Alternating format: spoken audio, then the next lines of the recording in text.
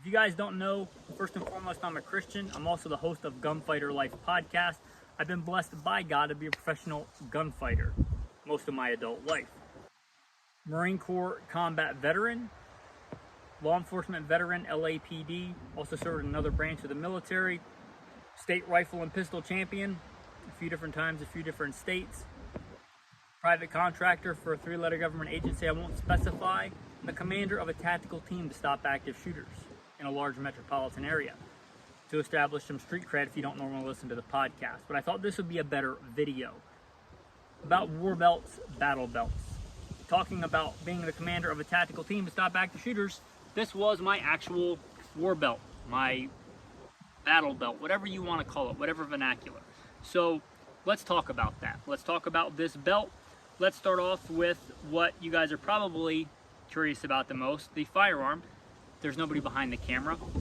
And on a side note, if you notice it swaying, I have a rat tourniquet around a small tree.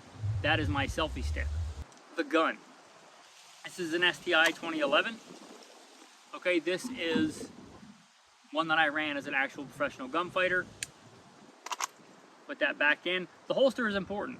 Not necessarily the exact type, but this is a Black Hawk Omnivore. It's an active retention holster, meaning that you have to defeat the retention.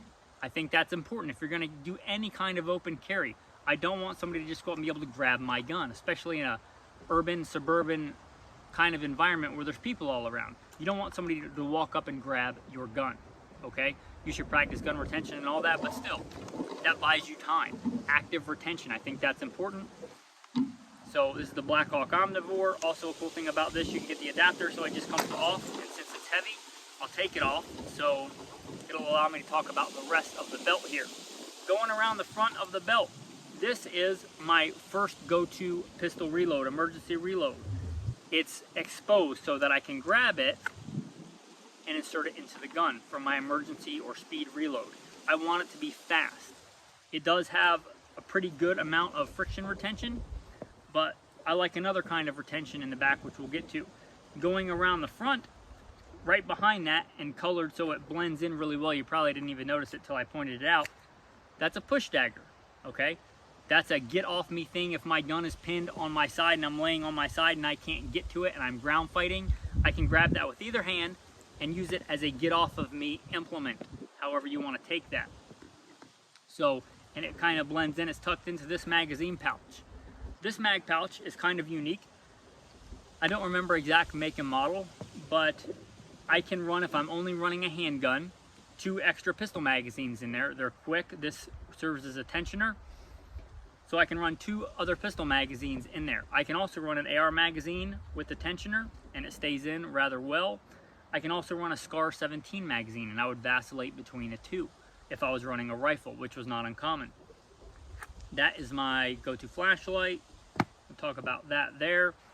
This is my secondary pistol reload if I'm not running more up here, but this one, I like at least 1 magazine with an active retention. Why that's important, again, if I'm ground fighting, I've, done a combat cartwheel, whatever the case might be, then this is still in there. This is not going to fall out, right? No matter how much I shake it, no matter what, unless somebody actively takes the Velcro and gets it out, it's not going to come out. I wouldn't advise that for your first reload because it's slower. It's more steps. The more you have to do, the longer it's going to take. That's just the way it works. But I like one with active retention. Behind that is a collapsible baton. This is a super lightweight collapsible baton. I can tell by the logo it's an ASP. I don't remember the model, but it's a small, lightweight collapsible baton for less than lethal. So there is that. Also, kind of tucked in, you probably wouldn't notice it like the push dagger unless I pointed it out. This is 550 cord on a little clasp. I can just unhook it. It blends in with the belt. Why is that important? There's all kinds of things you can use 550 cord for. It's not just, for the middle of nowhere, urban environments, right? If I am doing an entry into a room and there's a bad guy in there that wants to kill me, and I open that door, where's he probably going to shoot? The door. Where should I probably not be? The door.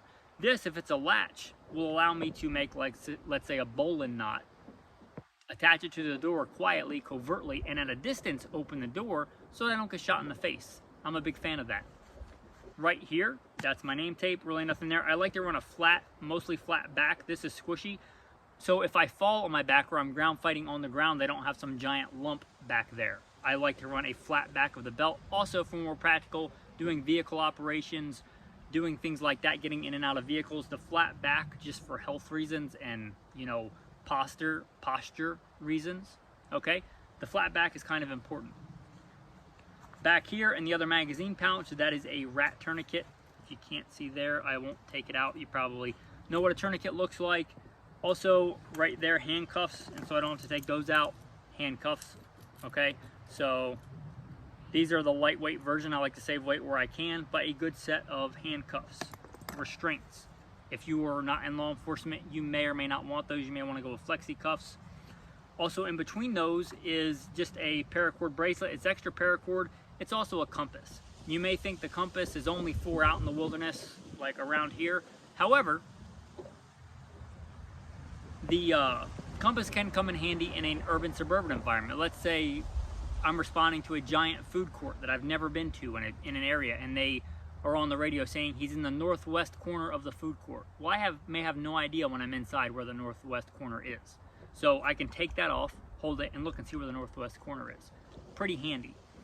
So you got that there. The only other thing would be comms, which would be attached another way. I usually would attach those to my body armor, which would probably be a separate video. But anyway, that's the war belt. So just so you get an idea of somebody that's actually run a war belt in real life, not, you know, pontificating just theoretically on the internet. So that's my war belt. Anyway, thanks for watching. Have a blessed day.